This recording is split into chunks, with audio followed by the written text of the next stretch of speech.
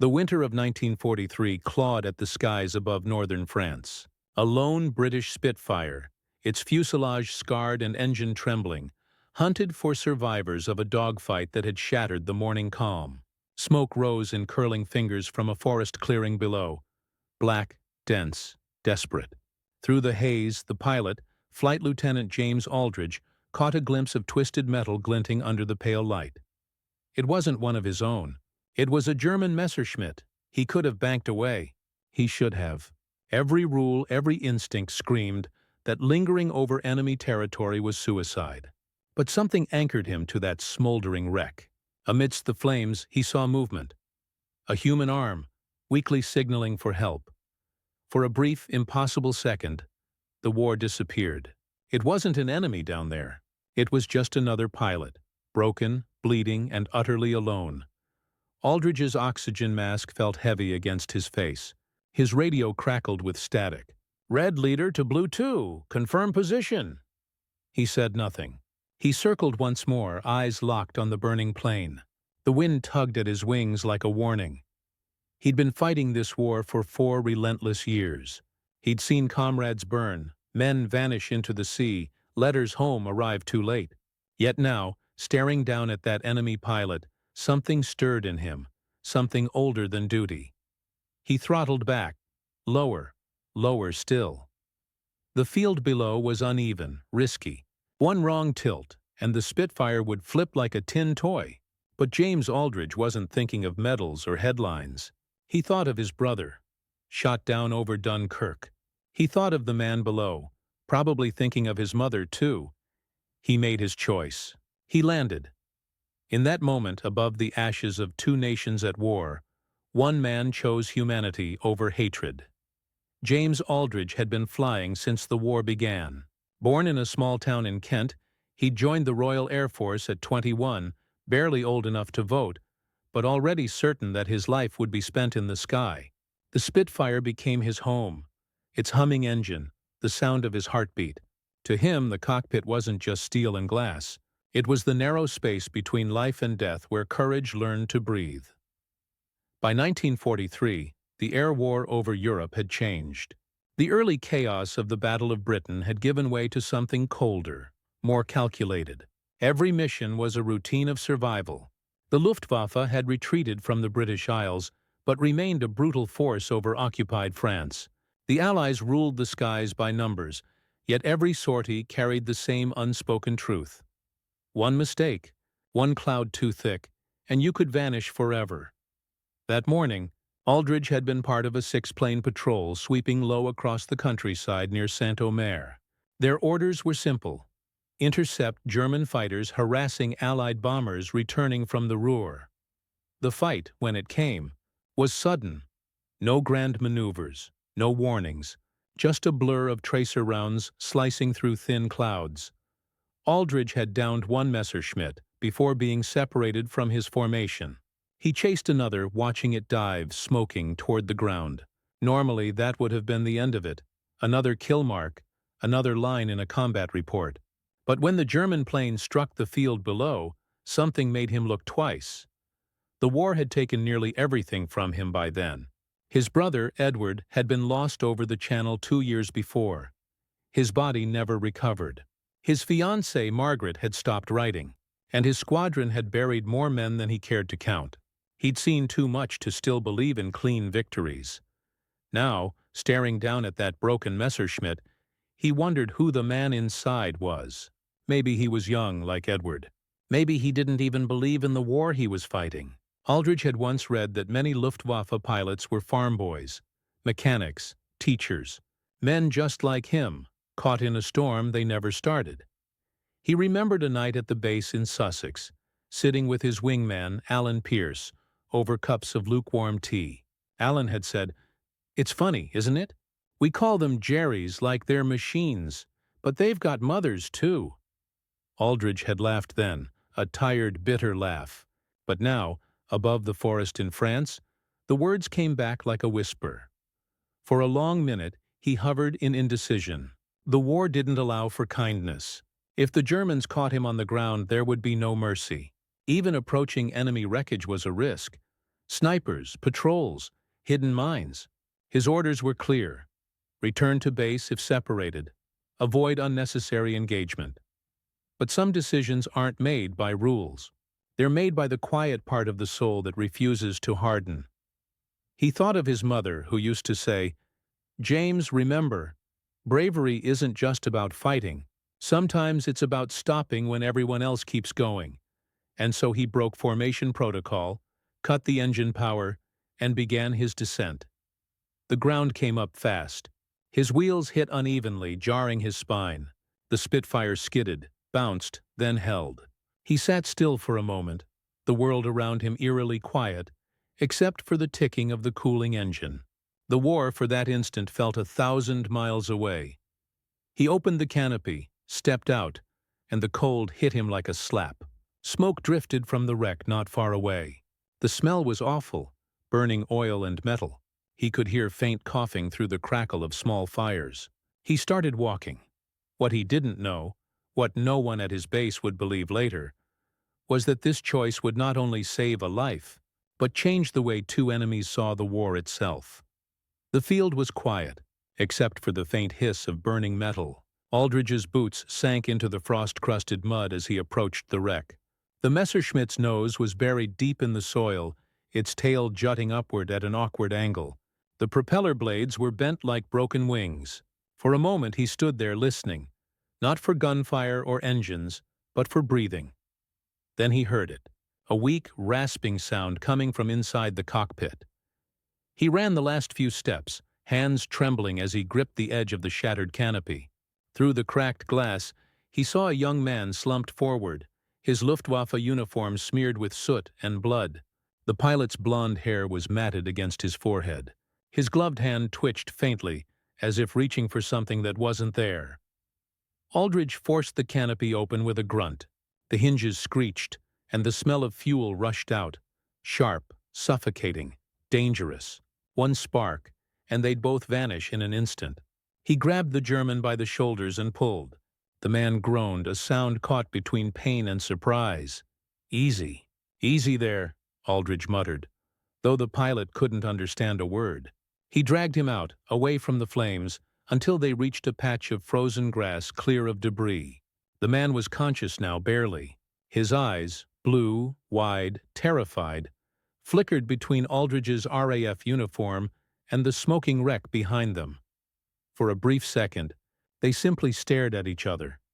Two enemies, one barely alive, the other breaking every rule he'd ever been taught. The German tried to speak, but his lips only formed fragments. "Wasser, bitte. Water, please." Aldridge reached into his flight jacket and handed him his canteen. The man drank greedily, coughing between sips. When he was done, he slumped back, whispering a word that sounded like "Danke." Aldridge nodded. "You're welcome, lad. Hold on now." He tore a strip of cloth from his own scarf and began bandaging the man's shoulder, where a shard of metal had pierced through the uniform. It wasn't elegant. His hands shook, his breath visible in the cold air. But it was enough to slow the bleeding. As he worked, he glanced toward the tree line. The forest was too still, too quiet. Somewhere out there, German patrols were moving. If they found him, his uniform would be his death sentence. He knew he couldn't stay long. Still, leaving wasn't an option either. He looked down at the injured man, no older than 20, and realized he couldn't just abandon him to die. The war had taken enough lives already. He whispered mostly to himself, "We're both just doing our jobs, aren't we?" The man looked up, confusion mixing with pain. He murmured something again, slower this time. "Ich fliegen, nicht kämpfen." Aldridge didn't understand much German, but he caught one word. Fliegen. Flying. "I fly, not fight." It struck him harder than he expected. He'd always believed he was fighting monsters, faceless men driven by hate. But now, seeing this boy, clutching his side and whispering about flying, Aldridge realized how little separated them. Both had been sent up into the same unforgiving sky, told to kill or be killed. And here they were, both grounded, both human. Minutes passed. He heard distant engines, faint, approaching. He froze. Allied or German, it didn't matter. If they saw a British Spitfire parked beside a Luftwaffe wreck, there'd be no explaining it. He looked at his plane, then back at the German. If he left now, he might escape. If he stayed, he risked capture. Or worse. The safe choice was obvious. The right one wasn't. "Come on," he whispered, hooking his arms under the pilot's. The man cried out as pain shot through his leg. Aldridge pulled him upright anyway. "We have to move." They stumbled toward the edge of the forest, step by step, the sound of aircraft rumbling somewhere overhead. Aldridge found a shallow ditch covered in dead leaves and eased the man down into it. He tore a piece of white cloth from his map case and tied it to a nearby branch, a signal in case anyone from either side came looking for wreckage. Then he sat beside the German, both of them breathing hard, their bodies steaming in the cold air. "James," he said after a moment, pressing a hand to his chest. "James Aldridge." The German blinked slowly, then whispered, "Karl. Karl Müller." Names exchanged between enemies. The war felt smaller for a heartbeat. They stayed like that for nearly an hour, saying little. Aldridge knew he couldn't stay till nightfall. His fuel was low, and the Spitfire wasn't built for waiting. But he also knew Karl wouldn't survive alone. He thought of surrendering both of them to the nearest Allied post, but Karl's uniform would seal his fate. Instantly. Then came the distant rumble of trucks. Voices. German. Voices. Aldridge's heart slammed in his chest. Patrols. He had minutes. Maybe less. Karl tried to speak, his hand weakly grasping Aldridge's sleeve. "Gian, you must go." Aldridge hesitated. "They'll kill you." Karl smiled faintly, his lips cracked and pale. "Still, you came back. That is enough." It was a strange, wordless understanding, a bond built in the ashes of chaos. Aldridge nodded once, his throat tight, and started to rise. He wanted to promise he'd return, but promises were fragile things in war. He looked one last time at Karl Müller, a man he should have hated, but couldn't, and then turned toward his Spitfire. As he jogged back across the field, he could already see the dust from the approaching convoy. He climbed into the cockpit, started the engine, and took off just as the first German soldiers appeared from the tree line. None of them fired. Perhaps they didn't notice. Perhaps they saw what had happened and understood. For a brief, flickering moment, the war above that field had stopped being about nations. It was just two men, and a choice that defied every rule written in blood. Aldridge never knew what became of Karl Müller, but years later that day would return to him in dreams. Not the smoke or the fear, but the moment he chose to land when every part of him said not to. 3 weeks later, James Aldridge sat in a smoky briefing room at the airfield in Sussex, surrounded by the dull scrape of chairs and the hum of conversation. His squadron was preparing for another strike over the Channel. Same targets, same risk, same ritual. But Aldridge's mind wasn't on the mission map. It was still in that frozen French field, with the sound of burning engines and a German pilot whispering, "Danke." He hadn't told anyone what he'd done. How could he? To his superiors, it would have been insubordination, aiding the enemy. To his comrades, it might have sounded like madness, so he buried it. But silence has a weight, and Aldridge carried it like a stone in his chest. The war rolled on. Sorties, victories, losses, names erased and replaced on the barracks board. Then, one gray morning in early spring, something unexpected arrived at the base. A Red Cross envelope, marked International Prisoner Exchange. Inside was a list of names. Down near the bottom was one that made his breath catch. Karl Müller. The message stated that a wounded Luftwaffe pilot had been captured by French resistance fighters and handed over to the Allies. He'd survived, and he'd told his captors a story about a British pilot who landed in enemy territory just to save him. A pilot he never forgot. Aldridge sat alone in the mess hall that night, the paper folded between his fingers. For the first time in months, he allowed himself to feel something other than exhaustion. Relief, maybe, or gratitude, but most of all, disbelief that an act of compassion had somehow survived the machinery of war. Days later, the squadron was sent on another mission, a deep run toward Lille, heavy flak expected. The kind of mission you didn't talk about just flew. The sky that day was merciless, cold and bright. Aldridge flew at the rear of the formation, eyes on his instruments, until black clouds of flak began to burst around them like thunder made visible. The radio crackled with panic. 2 planes down, then 3. He pressed the throttle and dove, scanning for movement below. The landscape rushed up in streaks of green and brown. His voice came through the static. Blue 2 in pursuit. Then it happened again. That flash of smoke on the horizon, that unmistakable spiral of a dying aircraft. But this time, it wasn't German. It was one of his own. The crippled Spitfire trailed smoke, losing altitude fast. Aldridge's training took over. Dive, follow, assist. But as he watched the doomed aircraft crash into a clearing, the memory struck him like lightning. A field. Flames. A choice. He circled once. Again. And then, for the second time in his life, he throttled down and landed where no sane man would. The ground shook as his wheels hit. The smell of smoke was almost identical to that day in France. Cruel déjà vu. He unbuckled, ran toward the wreck. Through the shattered canopy, he saw his wingman, Alan Pierce, coughing, trying to crawl free. "Alan!" Aldridge shouted, pulling him clear. The engine was still burning hot, the fuselage cracking under the heat. Together they stumbled a few yards away before the Spitfire went up in a roar of fire. Pierce was shaking. "You're insane, James. You could have been killed." Aldridge smiled faintly, lowering him to the ground. "Would have been a shame not to return the favor, wouldn't it?" Pierce frowned, confusion etched across his soot-covered face. "What favor?" "Never mind." He looked up at the smoke drifting into the sky. The same color, the same smell, the same ache. But this time, the circle felt complete.